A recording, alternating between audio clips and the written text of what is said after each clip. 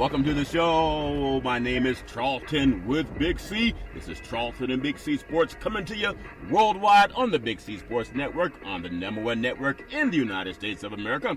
And Big C Sports has been voted the #1 sports show in the universe, according to Big C. And them good old boys down south, I want to say bienvenidos to all of our listeners in Latin America, also across the pond in London, England, as well as Paris, France. Of course, you good old boys from Canada. You know, they got hockey and NBA going on in Canada. We love you in Africa, the Big C tribe. You know, Hannibal and the Moors ruled Africa for 700 years, Big C. There's some bad boys, Big C, but they're no more better than the good old boys down south. In the land of the free, in the home of the brave, Big C, how's it going for you good old boys down south? Well, Charlton, you said they had hockey and NBA. basketball going on in Canada. Yeah. But they also got baseball. Yeah. So you forgot about the Blue Jays, which has won the World Series twice. But also, speaking of baseball, the Cincinnati Reds fired their manager already this season, Charlton. Already? After a 2-14 start, Brian Price. And I guess to say he's not a minority, so you know, he got off to the worst start. Wow. You know, in 100 years in baseball, at 2-14 for an established franchise. Charlton. Yeah. And so they decided to cut ties with him. And you know, I guess this is part of baseball starting too early. Maybe he hadn't woke up yet, so he was not aware that the season had started. Well, they But back to a point that we had talked about yesterday, Charlton, on sensitivity in America. Yeah. How did we still have this huge cultural and racial divide in this country? And people are saying, how do you solve it? You know, we know that Starbucks closed 8,000 stores to bring in people on sensitivity training led by the chief operating officer. Yeah. But yesterday, while we were doing our show in New York, Charlton, at an LA Fitness, 2 black men were arrested working out in LA Fitness, taken off the treadmill in handcuffs. Now, one of the gentlemen, Charlton, had a membership to the club. Really? The other gentleman had a 5-day pass that he had been given because he was there with a member. They were asked by the manager to leave the facility. Yeah. Just being on the treadmill, Charlton, the ellipticals. Now, they went back. He said, I checked in, I've scanned my card, and let me in. My card is in my locker. Right. So he goes back to his locker, gets his card, brings it back out, and scans. It comes up on the screen. They still call the police, Charlton. They have these 2 men arrested in a gym, just like in the Starbucks, not bothering anybody. Okay. Trying to maintain their physical health, Charlton. And they're surrounded by 5 police officers in New York and taken out of the gym that they had paid membership to in handcuffs. I think that's happening way too many times. I do want to say this segment sponsored by your Northern California Cadillac dealers, home of the all-new Cadillac Escalade, the standard of the world. And when you go by and test drive yours, tell them Charlton and Big C sent you. You can drive a car or you can drive a Cadillac. I just wonder how we talk about how we're going to end things in our country and make sure that there's equality in the workplace. We've done a lot with women advancing in the workplace, especially the Me Too movement, where a lot of people, especially women, you know, it's almost shocking to think that a woman has to pull her pants down for her employer to keep a job. And men are not subject to that kind of behavior unless they're in the penitentiary, Big C. And when I look at that, everybody says, well, you know, maybe she wore her pants too tight. Maybe she wore her shoes too high. You know, she shouldn't have been wearing those high heels. Maybe her skirt was too low. They've always made excuses about it.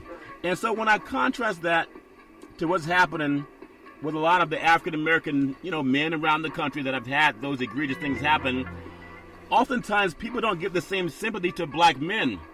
Oftentimes the thing is, well, maybe they did something wrong. I can't believe they were just called the police for nothing, Big C. Why don't we get the same type of sensitivity that oftentimes women get, and black men have been the biggest advocate for women with the civil rights movement, Big C? Your thoughts? Well, Charlton, you know, we can always go back to Colin Kaepernick, talking about social injustice in America. Yeah. And the backlash came from mainstream society saying it wasn't about social injustice. So they're saying they don't see social injustice in America, Charlton. Yeah. Because in their neighborhoods, police don't shoot people. You know, they don't have the police coming in raiding houses in their neighborhood. So they're saying that these people have to be doing something wrong. But to get into these clubs, you have to have a card key to get in. You have to scan your card at the door. Yeah. Just like running your credit card. The door opens up because your card's scanned. Yeah. You normally will give it to an attendee at the front desk. Yeah. They will verify your admittance into the club, Charlton. But, you know, it showed up on the computer that he was a member, that he was a paid member. His dues were current. And they still had him arrested. And so you can't justify these things, Charlton. You can't even explain these things. These things are surreal.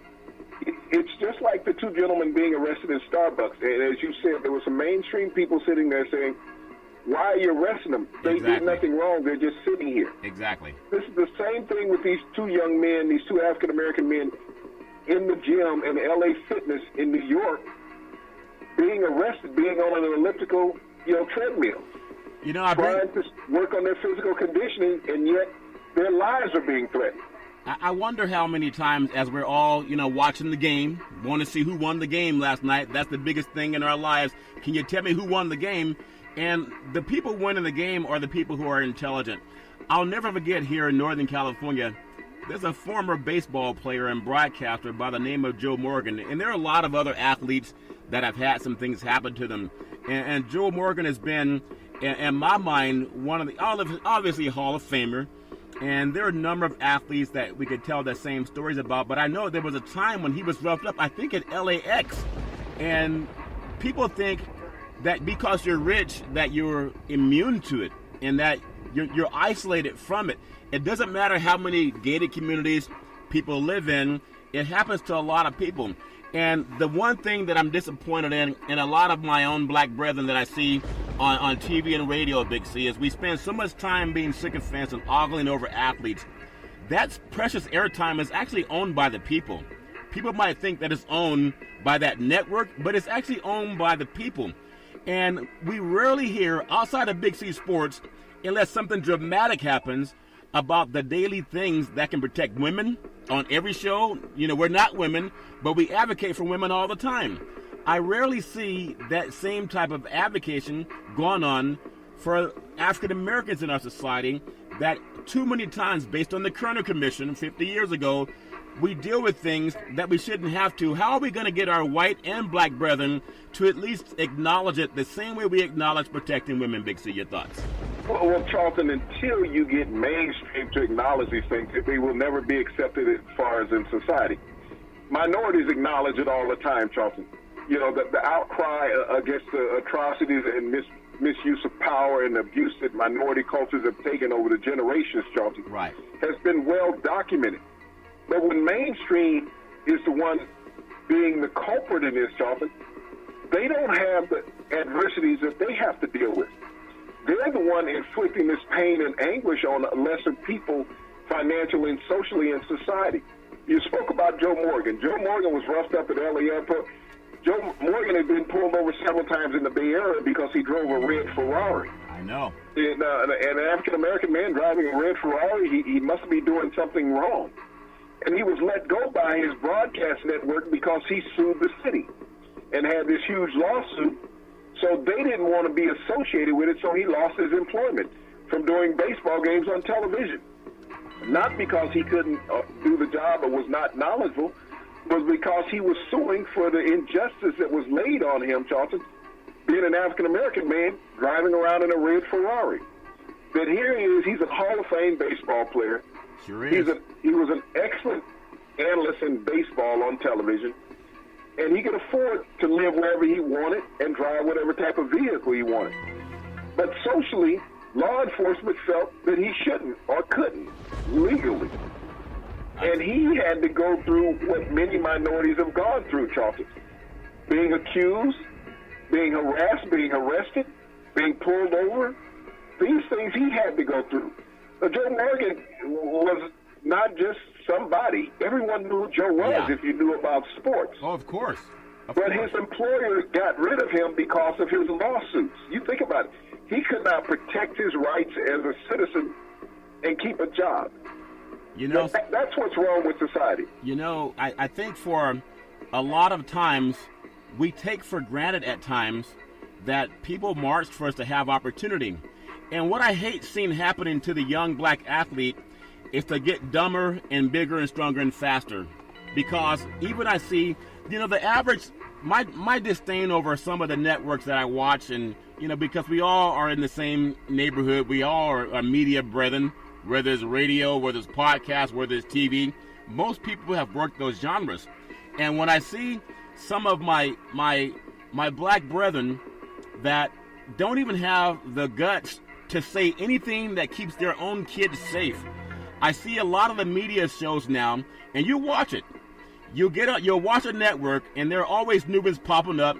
They'll always have a host, usually Caucasian male or woman, and then they'll bring on the athlete, and they'll bring on mostly the black athlete, someone who played football, basketball, or baseball. Nothing wrong with having a job, but oftentimes people are just there as a prop, and they don't have an advocate for the Big C sports type or Harry Edwards or someone that can speak eloquently about, let's hold on, I know you're watching the game, but young men are being taken advantage of. I think everyone should watch that documentary by DuVernay. It's called 13th. And it's so gripping. And I know a lot of people say, well, we need a relief. That's why they have moonshine, Big C. That's why you have the relief for the moonshine. But when you think about a guy like Joe Morgan, I had a real estate broker. He had Lamborghinis. He had Ferraris.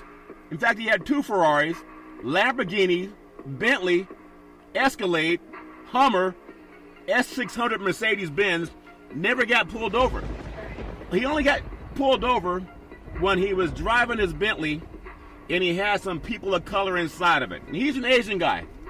But the one time that he remembered being pulled over is when he had a Hispanic guy and an Asian guy driving in Northern California, and the cops happened to pull him over and ask him, how did he get that car? And he said, I bought the car. And I don't know if that happened to white men who own Bentleys, but when he asked him, how'd you get the car, not driver's license, registration, not, you know, you're going too fast, we need you to slow down. His question was, how'd you get that car?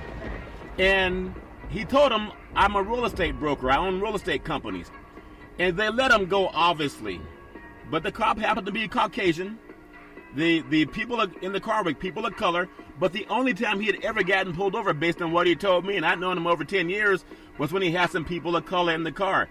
So the thing that happened at the fitness club, if you watch the documentary 13th, and you're not just a sycophant looking to see who won the game, they have to fill up prisons because they're privatized. A lot of dumb people don't know that. So they got to understand their rights.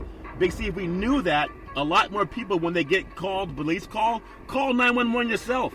That call's automatically recorded. Big C, that has to make sense. Big C, your thoughts? Well, Charlton, it does, but you know, it's appalling how we've gone in society. Regardless of whether you're a mainstream citizen or an athlete, a minority culture, Charlton. Yeah. You have to deal with so much stress every day in life, and you wonder why so many minorities have high blood pressure.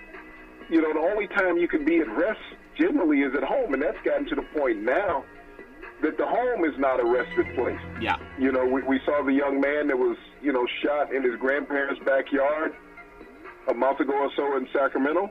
Yeah. And many other incidents, Charlton, where this has occurred. But when you hear the news, and as a minority male in society, that you're being arrested now for sitting in Starbucks, you're being arrested now for working out in the gym that you have a paid membership to. You know, you're constantly being pulled over on the street and asking, is this your vehicle and how did you obtain it? And the worst part about being pulled over on the street, Charlton, generally an officer is coming up to the car and he's unstrapped his pistol, his sidearm. I've seen that. And you know, the ultimate fear, I mean, it's like you're trying to answer questions, but you're scared. You ask anybody, you know, if you think that black people are being unsensitive about a police action, put yourself in the backyard with somebody's pit bull and see how your heart start racing. Yeah. And say, you know, I'm comfortable. I'm not worried about this dog. Well, I'm not calling law enforcement a dog, Charlton, but I'm trying to get people to analyze the type of stress you're put under as a minority male when you're pulled over by law enforcement. And you know you've done nothing wrong, but that's still not the reason why they pulled the trigger majority of the time. Well, you know, there's something I remember the Me Too movement when we had Weinstein and O'Reilly and Matt Lauer, all Caucasian males, and all of them were doing that garbage, and they still had a job until a few brave women stood up and said no more. And we all know that story. And I'm drawn to a time just recently this year where Oprah Winfrey, as eloquent as Oprah is, and I think she's one of the most powerful women in the universe. When Oprah talks, people listen, kind of like E.F. Hutton back in the day. But I'll never forget that rousing speech that she gave at the award show in Southern California. And there were people saying that she should run for president because she stood up for women. And it got a standing ovation. And all I'm asking is people to draw a contrast to something here. I know there was a time back in the day when Farrakhan had that Million Man March. And it was based on getting people to atone for sins, to show more support for neighborhoods, even though we're being preyed upon by mainstream. Just watch the documentary 13th. Don't be an ignorant person.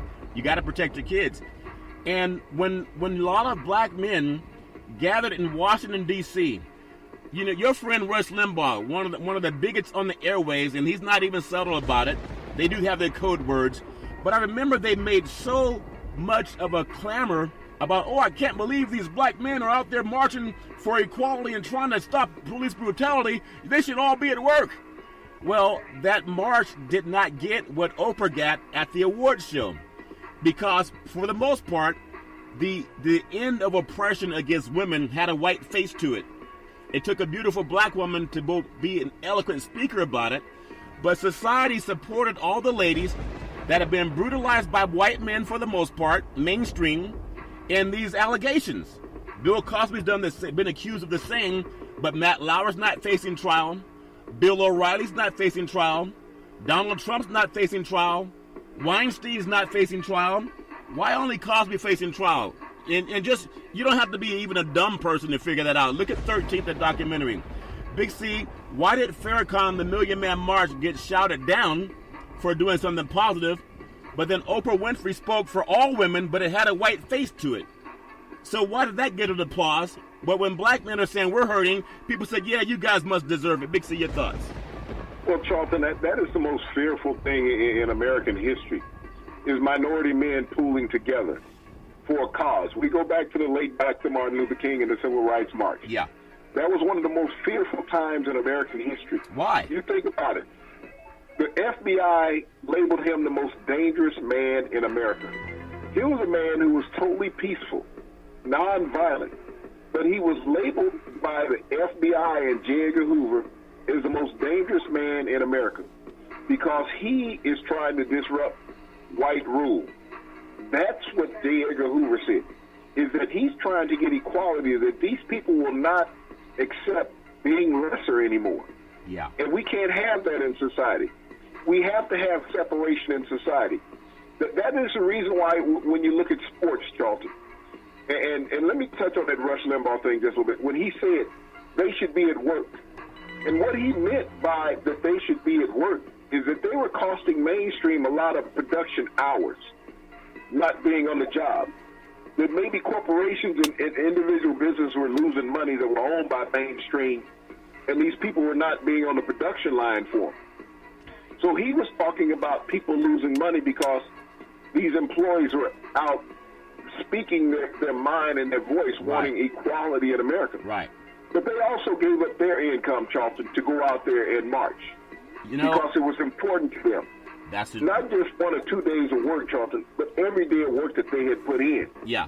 Was the sacrifice that they were marching for. Remember? And when we think about athletes in mainstream, right? We look at the value that, say the NFL, we got the draft coming up. What's the value that they put on one position? That is the quarterback. Right. And they say that the second most important position on the offense, which is maybe the running back, because without a quality running game, you don't get anywhere. Right. They're saying that it's devalued. Why?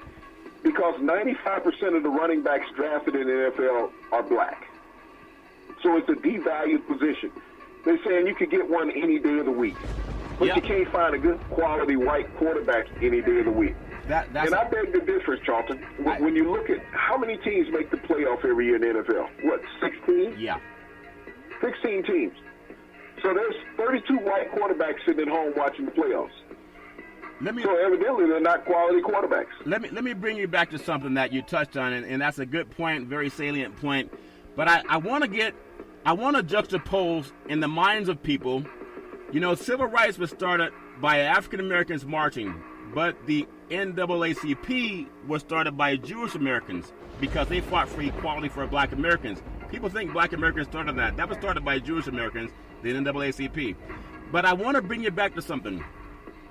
When Oprah gave that speech, it was a beautiful speech. All of us come from a woman. So we got to protect our women, especially little girls.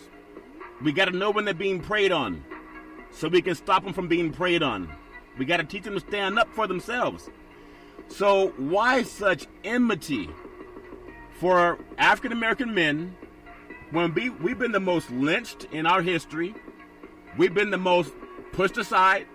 We've been the most beaten down, unemployed, incarcerated, fired, last hired, first fired, marginalized, criticized for having beautiful black skin.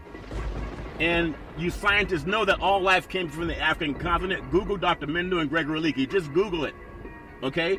And it's important to say that because if you know where your root comes from, you'll treat it better, Big C. I want to just say to a lot of my black brethren that have boys and girls, you know, one of the main things we talk about when they become a man or a woman, when they leave the house, we of course want them to do well in school. We want them to go out and find employment, you know, honor your parents, be a law-abiding citizen. But we also give a speech that my white brethren don't have to give. That's how to stay safe in front of law enforcement. Because if we're smart, and you watch the movie, the documentary 13th, you got to know when you're being preyed on. And this prison industrial complex that Eisenhower warned us about, that the military industrial complex and the prison industrial complex, they're not looking to walk up little blonde-haired, blue-eyed white kids, Big C. That's just a fact. And people know that. And the judges that do that, they know they're part of that system. And I know I want to just take a second to applaud. There's a receiver. He played for the 49ers, Anquan Bolden. And there are a lot of men that are doing great things. The only problem is it doesn't get that rousing speech that Oprah gave when she defended women because it had a white face to it. And they've always made the white face more valuable. That's why when Farrakhan called a million black men to do right and atone for whatever wrong, it got shouted down by mainstream. Oprah gave a great speech to protect women, but they put a white face on it when black women have been more marginalized. But that Hollywood elite, the caste system is in effect. So it got a rousing applause, and it was all over the paper and made all the news, and no one was afraid. And I just want to ask you one more time. You live down in the South. I don't want to seem naive to the miscegenation that people fought against down South.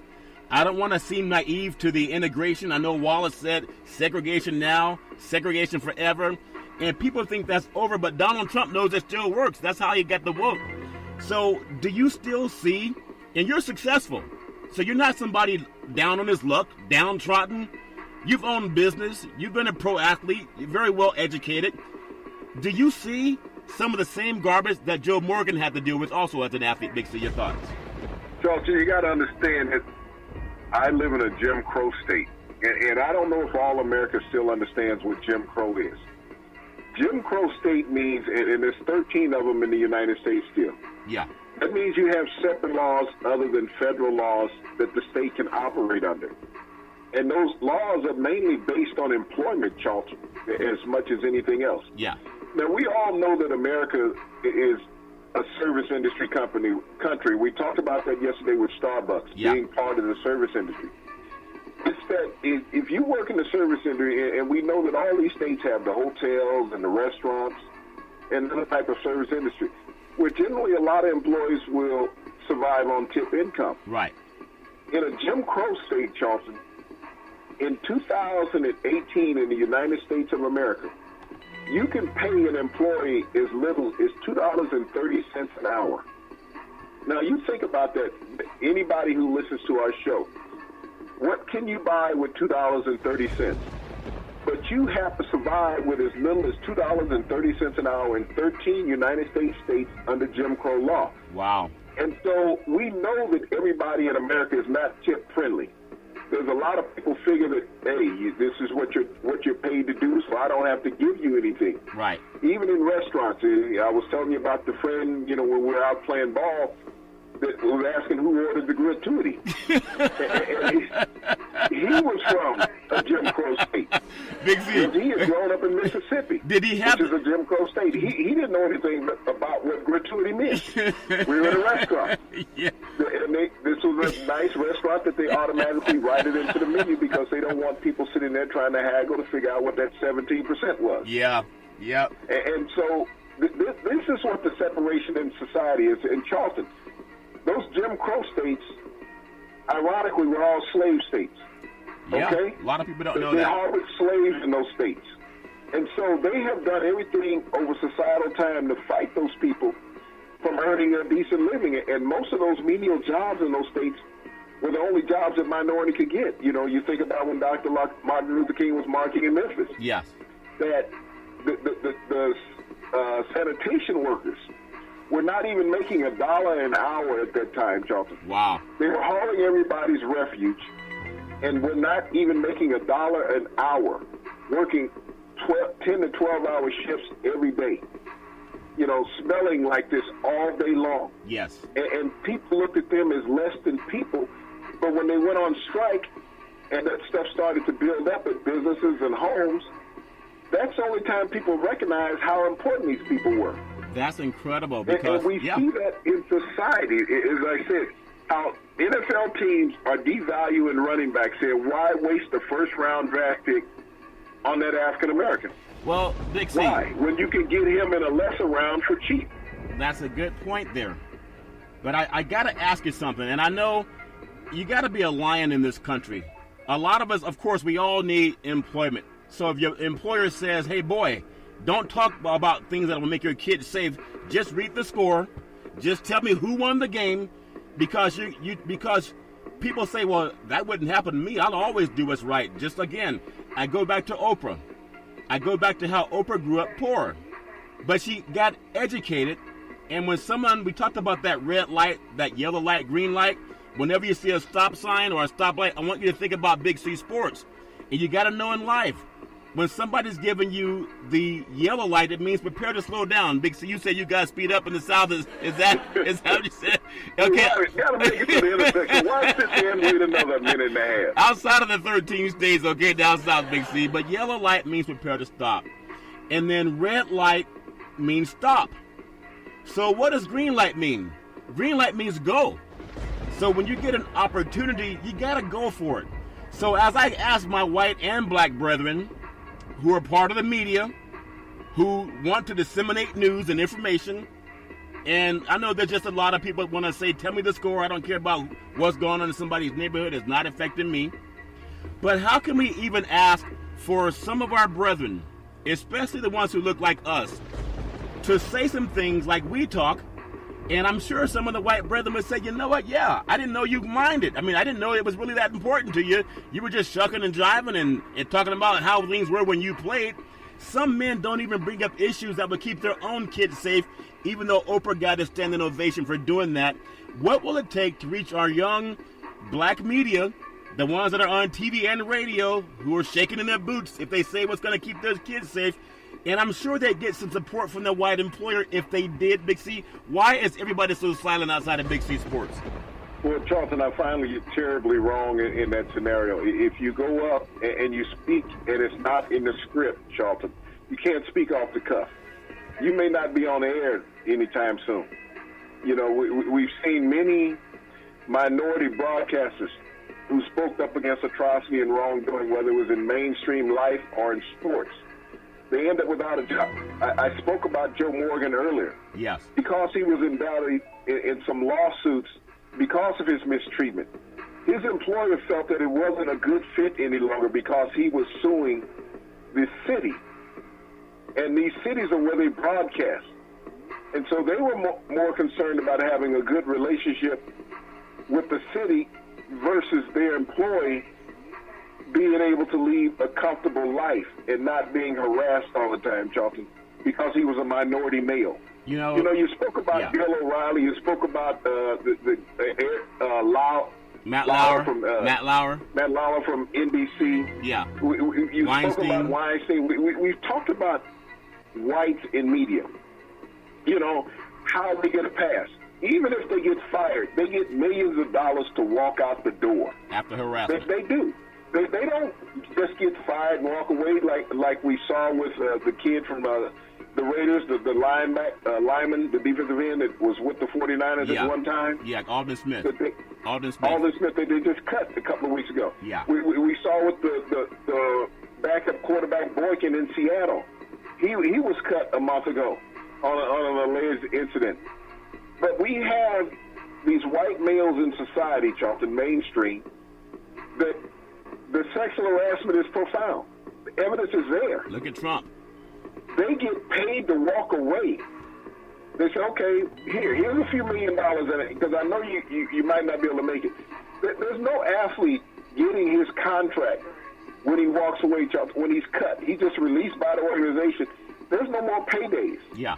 And so when we look at that's the injustice that goes. You know, and who sets up these payments, Charlton? Who owns the teams? Who's the general managers? You know, even in broadcast, who's the owner? Who's the guy that's making the payment? Where's the finance department? You know, he's not a minority. Well, he's not the one paying these people off. Well, that's a commentary that I want to just oppose that for a second, Big C. I think no one respects an ignorant person, not even themselves, but no one. Okay, so Charlton, all these people that are committing sexual harassment, you're saying that they're not ignorant. You said no one respects an ignorant person. So all these people, Larry Nassar, you're saying he wasn't an ignorant person.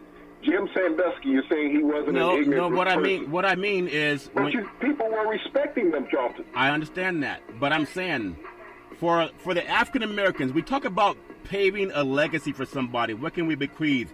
And when I hear people who are afraid to say what keeps their kids safe, yet they celebrate Muhammad Ali for being a man of consciousness and who spoke life into the black diaspora. He was not a sycophant. And it didn't hurt Ali by standing up and saying what was right. Yes, it did, Charlton. Tell me how. How did it hurt Ali? How?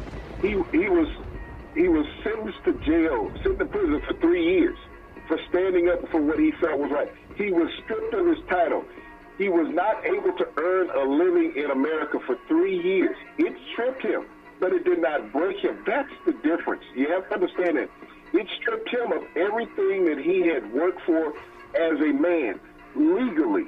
It stripped him. The government came in and said, because you are too powerful with your mouth, and you have people who follow and believe you. Yeah. And you have taken the path of somebody that we fear is a very hateful American, the Muslim race. Because you have changed, we're going to take everything from you that you have. We're going to call you a criminal. We're going to sentence you to prison. We're going to strip you from the ability to earn a living. He could not get any type of job in America, Johnson. Let's not boxing, which was his career. He was unable to obtain employment in America for 3 years. So when you talk about being stripped, when you look at mainstream society and you look at the rest of minority society, if they strip the most powerful man in your culture of everything that he has, and everybody in the world knows who he is. Right. And you're nobody.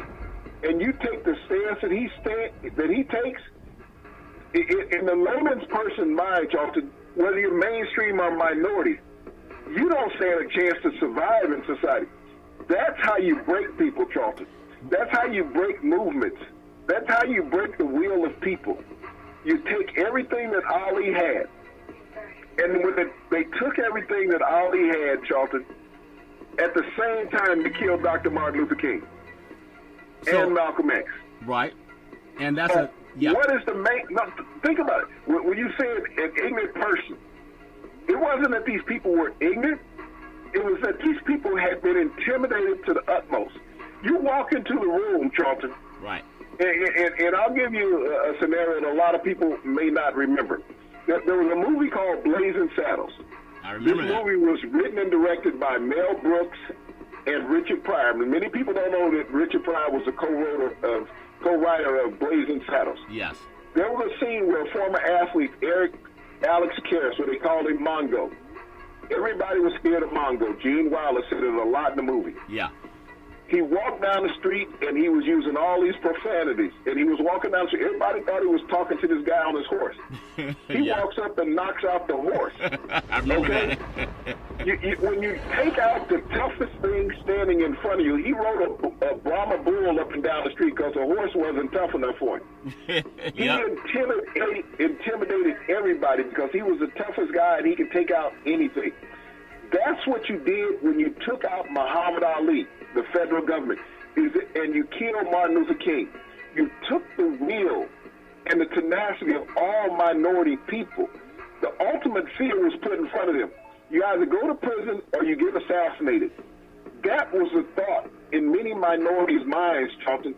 So whatever movement you had, whatever thought you had of gaining equality, went by the wayside when you took away the two most powerful things that minority America recognized. Let me ask you your thought. When I was a young boy, I met Howard Cosell. In fact, I was just out of college. I was still in college when I met Howard Cosell, the late Howard Cosell, a brilliant man and someone that advocated for Ali. And even though he and Ali had their back and forth, they respected each other. And as a mainstream reporter in Howard Cosell, he actually defended Ali by giving him a lot of airtime. And Ali was not the sycophant. And I know he was stripped of his title, but there's still a side of him, Big C, that we saw. And he still became the heavyweight champion of the world 3 times in a row. But there's something about Ali, even though he was sent to jail for not going to the war, and Donald Trump got the deferment 5 times, and several other people that we know are very well famous, he still had a voice to him that was not a sycophant's voice, and he was still accepted by mainstream. And I think in part he was accepted by mainstream because he was an intelligent man, and he was a vocal man. Yeah, we can all be shouted down, we know that. But Ali was not like the common athlete today that has a lot more money than Ali, yet they say nothing. Ali didn't even walk down the street with bodyguards. Ali was a man of the people. And he's still to this day the most famous black athlete in the history of the universe. But he was not a sycophant. So can people even adapt that mentality, Big C? Your thoughts? Ali walked around with the ultimate fear that every powerful black man walked around with at that time, Charlton, that his life could end at any moment. He lived under constant death threats by everybody that was not his complexion, okay? Yeah. That happened early on when he won the heavyweight title. And so he constantly lived under that pressure. And he understood that regardless of what happened to him, he still had a path to run.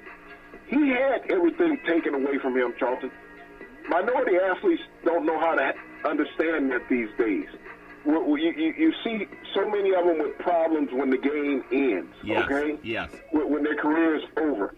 Ali's career was taken from him at the height of his career. But he also was in a time in life, Charlton, and a time in America where there was a social issue larger than him. Yes.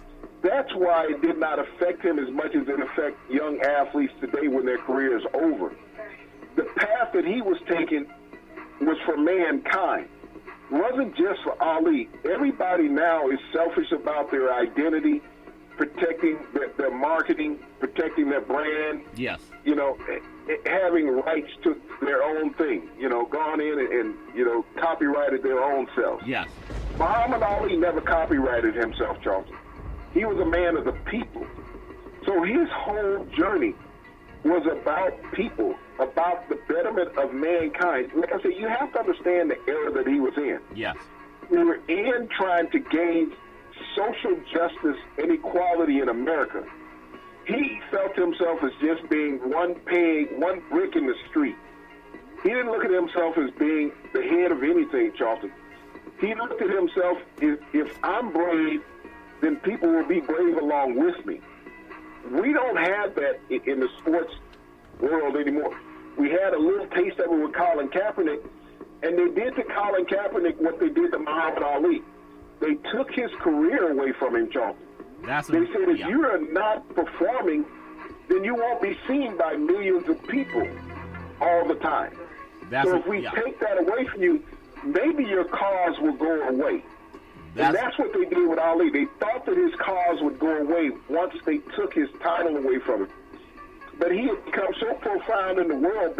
When you're the heavyweight champion at that time, you were the most recognized figure in the world. Yes. Because they called world heavyweight champion. It's not like an NFL player. Let me ask we see guys come and go all the time. Let me ask you this question. First, I do want to say that sports is a billion-dollar industry, and boys and girls sports is the foundation to this billion-dollar industry. And for every athletic and sporting event, you need athletic and event insurance. We work with Ben and Mark. They've been around half a century. They work with Big C Sports. Whether you're a pro player, a collegiate player, a high school player, or your mom and pop soccer leagues, when you reach out to them, tell them Big C sent you at 800-772-8624. That's 800-772-8624. Big C, I remember when I heard that story growing up, how Ali had so much pride in becoming a better boxer. And he was considered a very beautiful man, a very well-spoken man. And I won't say he lived a perfect life because nobody did. And that's why I always love closing our show about Drew Bundini Brown and how he spoke life into Ali and he spoke life into the future. He was a seer. He was a motivator. He's a very prescient person, a lot like Les Brown is to this day.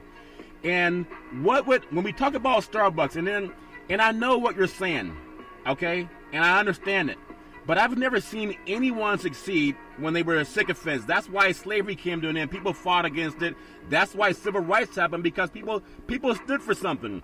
And I'm sure Dr. King, okay, I know he lost his life at the end of it. He talked about how to create economic improvement. When he talked about racial equality, he was still alive. When he started preaching how to make money and become an institution like go to the banks and get a credit line for corporate credit as opposed to your credit cards, that's when he lost his life, when he tried to get people to become economically intelligent.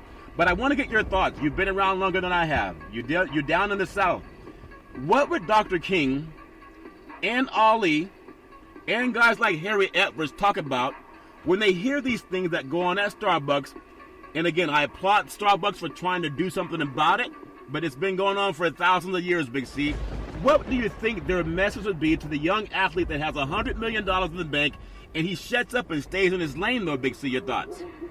Well, Charlton, what has happened with these young athletes is that they've gotten to a comfort level. And they know, and what happened with Colin Kaepernick is that the owners of the NFL served notice on the rest of the athletes, okay? You see that Eric Reed cannot get a job, who was a number one draft pick of the 49ers just 3 years ago. Yeah. Okay? Colin Kaepernick was a second-round draft pick when he came out of college. He can't get a job. And both of these players were starters, okay, in the NFL. They were NFL starters, not backup, not role players. They were starters. Yes.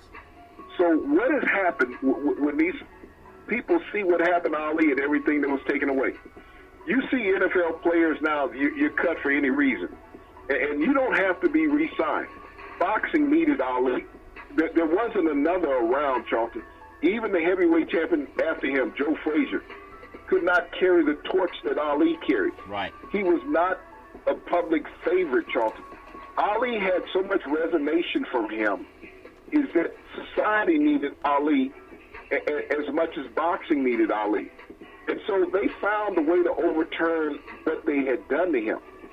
But when you see athletes now, whether it's Dr. King, whether it's Harry Edwards or any other mover in the minority community, you cannot convince these young people, Charlton, because they didn't grow up in a time that you had to face hardship. Yes.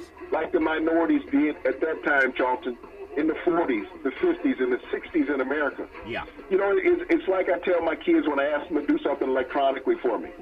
They're like, God, I'm like, you were born into this, okay? Yeah, didn't you go to school? You were born into advancement. Yeah. I wasn't. I had to learn it. Yeah. Now, you think about when Dr. King was marching Yeah. seeking better improvement of work facilities for minorities. It's just what I just told you about my children. Mechanism has come along, Charlton. Yes. A lot of those jobs have been eliminated that you needed all that mass labor for, okay? Yeah. So you don't need all those minorities that you once needed. So when you talk about how things have changed, and like I said, Jim Crow law still exists in 13 states, slave states in America. So you can pay these people under these state wages minimal. You don't have to pay them federal wages. And so when you see people and you say, I can't get a job, I can't take care of myself, or my job is being eliminated, think about the power that you have over people, Charlton. And the NFL served that power last year over Colin Kaepernick. They said nobody will sign him. Even if he wins this collusion case, Charlton, Yeah. and wins a settlement, they will still never sign him. So this is the thing you have to understand. This is the pressure that a young minority athlete is under now.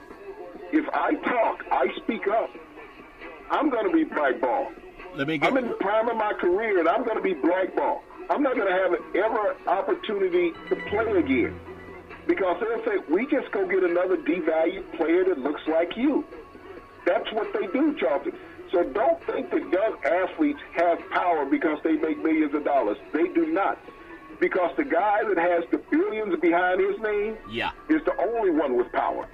That's a very salient point, Big C. I do know there's always a struggle to achieve, and if we don't have that somewhere, and that's why I still say that Big C Sports is the #1 sports show in the universe. And I don't say that ego-wise.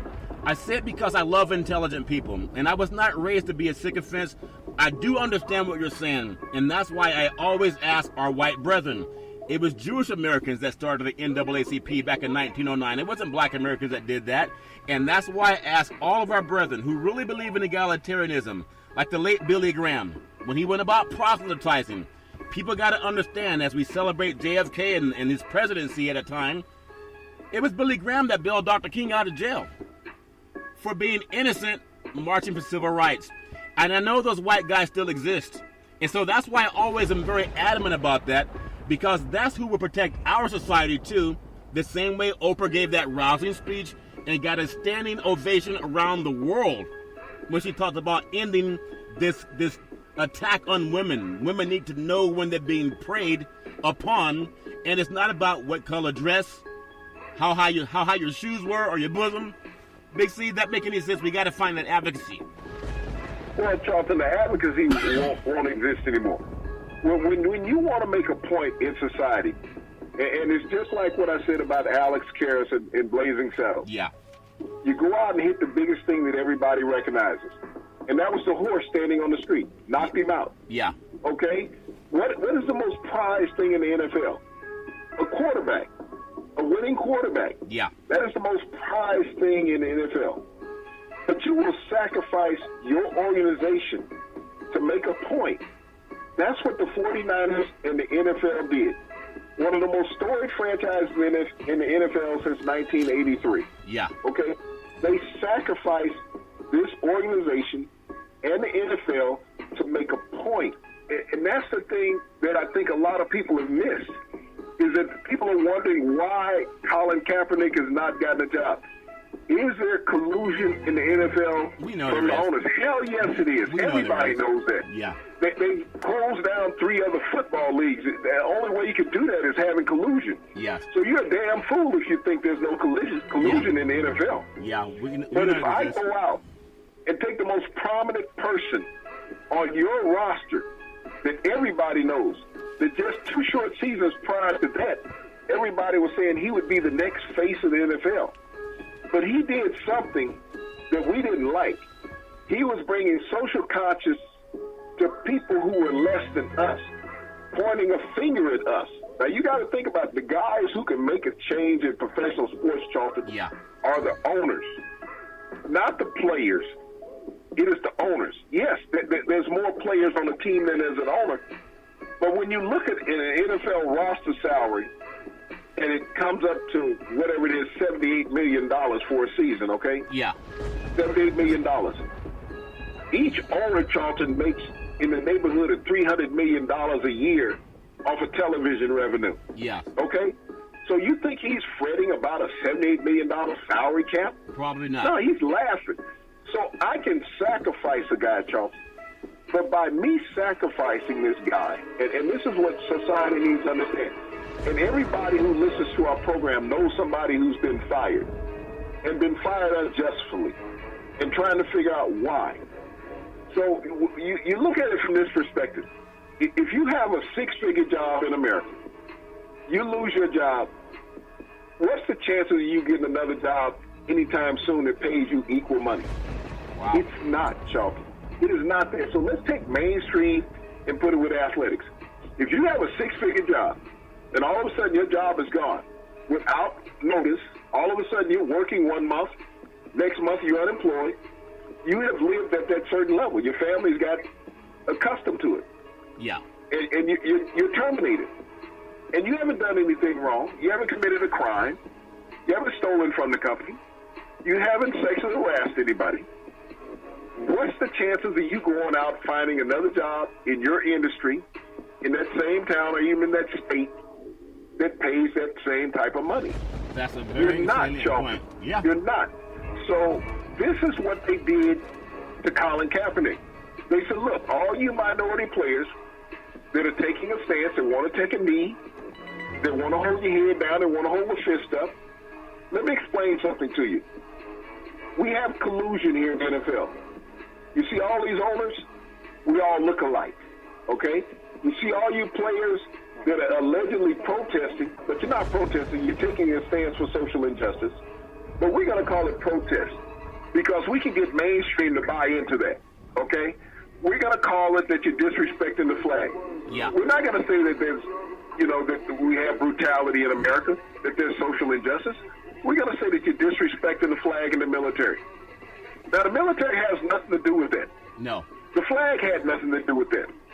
But if we say that, then we can, as you said earlier, we can get ignorant people to buy into that. Yes. Just like we have people buying into the White House right now. We got ignorant people buying into that. Not being real, because they were angry at a minority situation for 8 years. Yes. And that's what you have with Colin Kaepernick. You had a guy that was 3 years removed from the Super Bowl as the quarterback on the team that did not win. Yes. And the following year, you took you to the league championship game, Charles. Yep. You did not win that one. But all of a sudden, you were not able to play quarterback in the NFL because you brought attention to us. You didn't bring it to yourself. And that's what everybody misconstrues.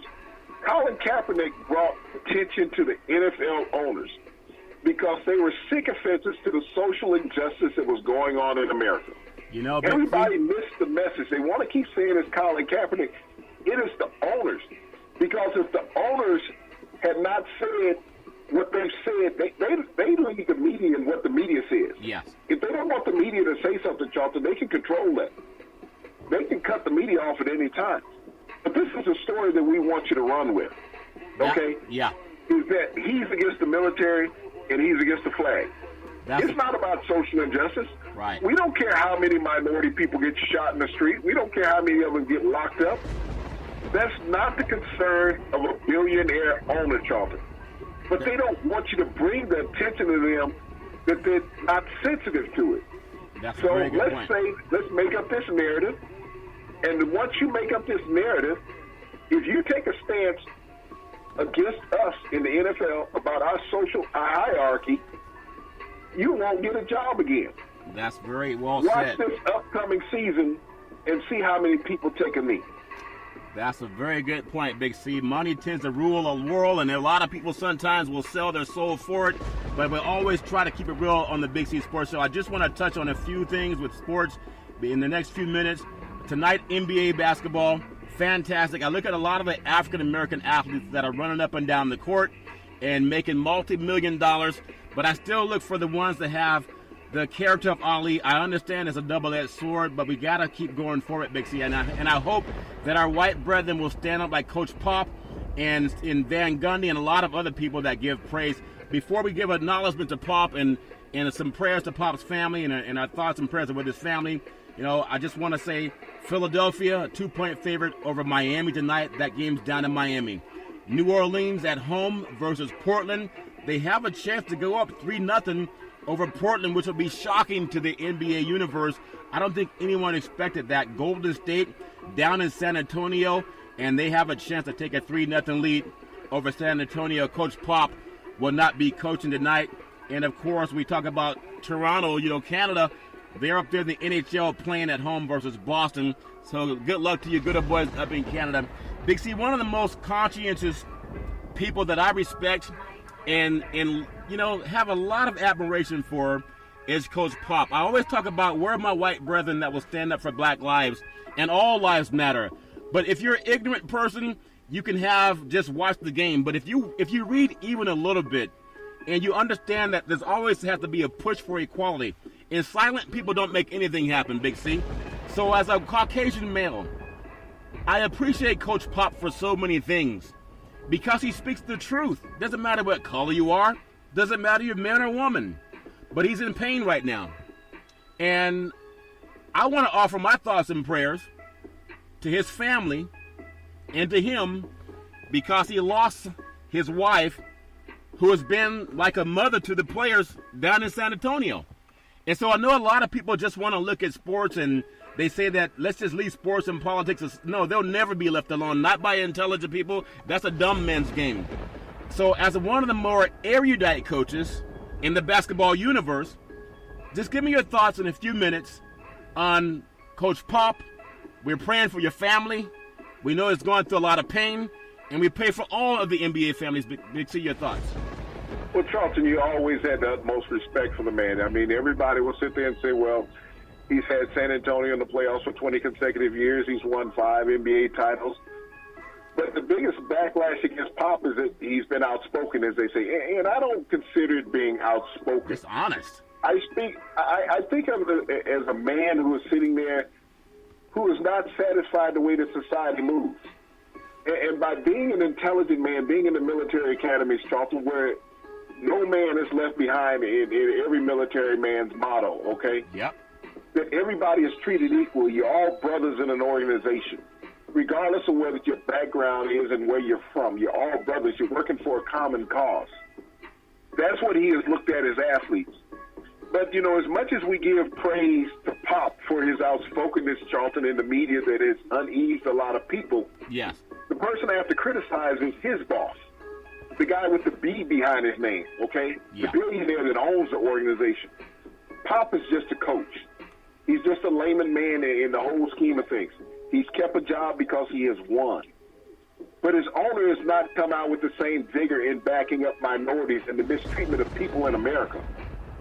Until we get that, I know you speak a lot about what can athletes do, Charlton. Yes. We got to stop asking athletes to do things. It's like asking a school teacher to carry a gun in the school in case something happens.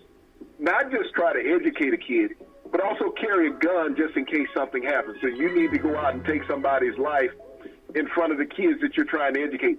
Isn't that a bad education to give to the teachers? Yeah, that's what Trump wanted. Students, yeah. So we can always have a coach like Popovich, like Van Gundy, go out and speak in behalf of social injustice and needing reform. But until their bosses, Charlton, just like in the NFL, until those owners go out and speak and say, we have a social problem in America, that our minority players are not comfortable, their families are not treated fairly, and we need to change this. These are the guys, Charlton, who back politicians. That's true. Who donate $13 million to a presidential campaign of a guy that's sitting in the White House right now. Yes. Okay? So these are the people who make a difference. We got to stop thinking that athletes are the answer to societal problems. They live under stress every day of maintaining their job.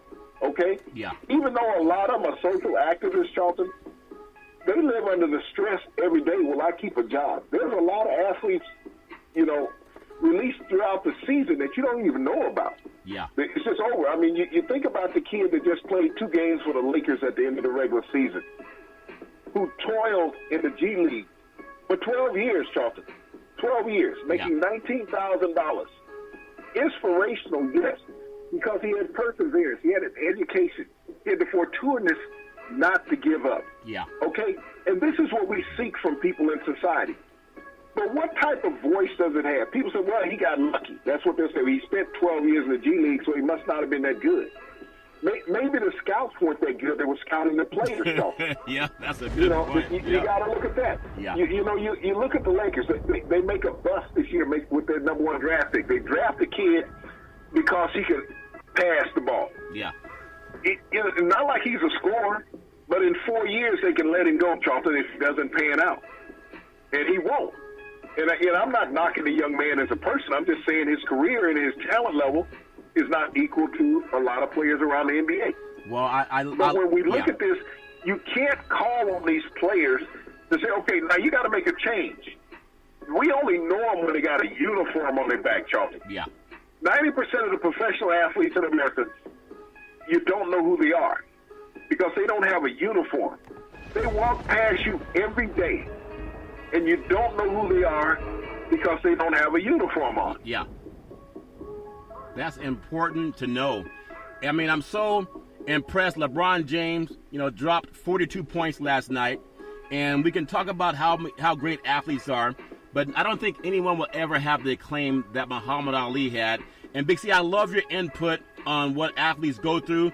It's going to take everybody that at least put some thought behind how to make our society better. Big C, back in the day, there was a man by the name of Drew Bundini Brown. He was known as Muhammad Ali's right-hand man. He would always tell Ali, with all you've got to use, how can you lose? Rumble, young men, rumble. Big C, what are you looking forward to in the sports universe? Well, Charlton, I'm looking forward to sitting back watching a little NHL hockey tonight, Charlton, and over the weekend. The thing about watching a hockey game is that there's always ice available. Yes. Okay? Just in case your drink gets a little warm. You can always get close to the screen and cool it down. That's funny, Big C. You can always cool it down, but you can't cool down the Big C Sports Show every Monday through Friday at 5 and 6 p.m. worldwide. Follow Big C Sports on the Big C Sports Network, on the #1 network in the United States of America. And Big C Sports has been voted the #1 sports show in the universe, according to Big C and them good old boys down south. As we always tell you, there's never, ever any excuse for domestic violence. If you know any man or woman going through that garbage, please call 911, because no man or woman should ever have to go through that garbage on their own. And as we always tell you on every Big C Sports show, we thank you, we appreciate you, and we hope that you have a super fantastic day.